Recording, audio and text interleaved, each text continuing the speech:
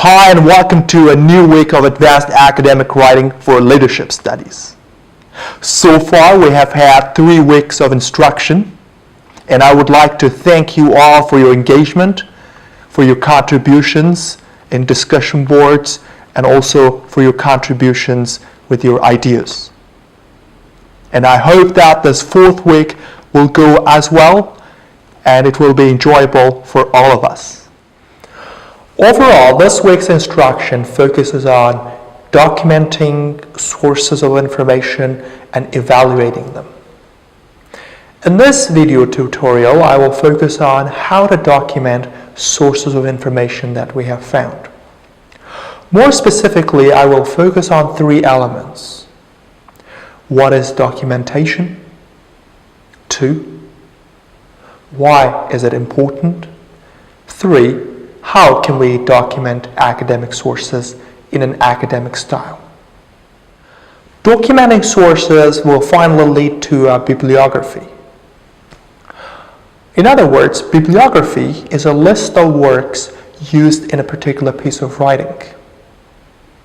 This is a form of communication among specialists in a particular field. Bibliography also has other purposes or functions. For example, it enables your reader to go out and find the sources that you have used in your writing. This kind of creates transparency in academic writing. You make arguments and you base your arguments on evidence, and then you leave the sources that you have used open for your readers to go and check and verify your arguments.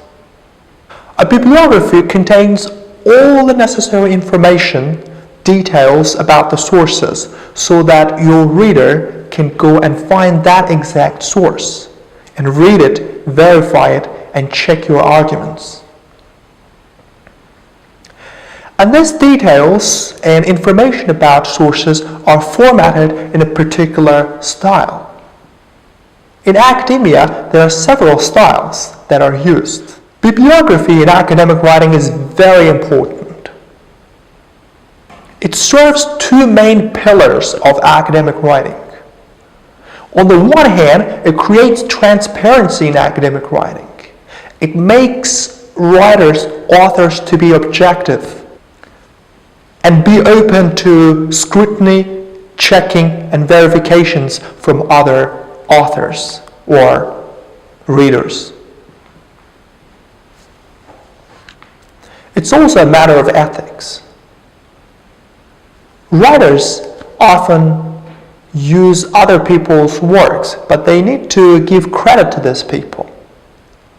And in order to give credit, they need to correctly document the source of information that they have used. How to document a source of information depends on 2 things.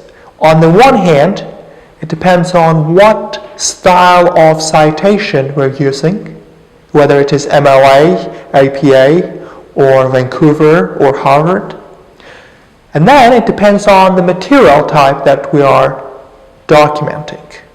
If it is a book, it will be documented different to if it is a conference proceeding or a research article.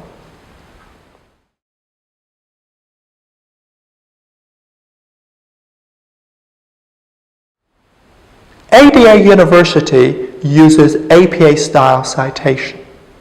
And therefore, in this lecture, I'm going to focus on APA style. APA stands for American Psychology Association. And this style was developed by this association. But now it's widely used in social sciences and also behavioral sciences.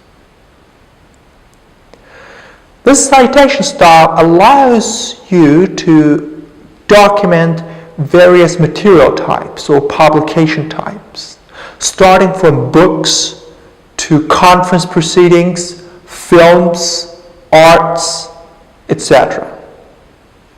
For example, if you would like to document a book, in other words, if you would like to cite a book, You would need the author name, you would also need the title, the publication year, and the publisher and the place where it was published.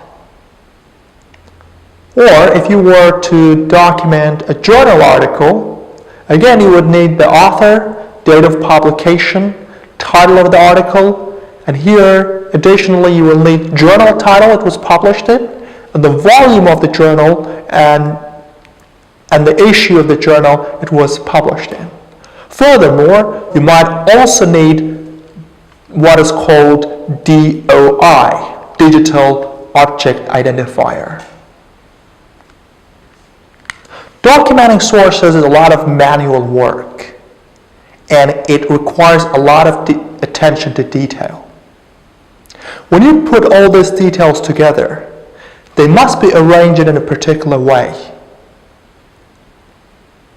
Some of the words in capitals, some of them in italics. Which comes first, which comes second? Do we write author name first or the title of the journal first? Of course, there are rules with regard to all this, and it is outlined in a manual of APA style. But luckily, with the advent of technology, you don't have to remember all this. There are a lot of software programs that can help you. I don't want to go deep into details of these software programs. Maybe in the future, you might choose to use one of them. But I will show you a feature of Word document that can help you with this mundane process of documenting.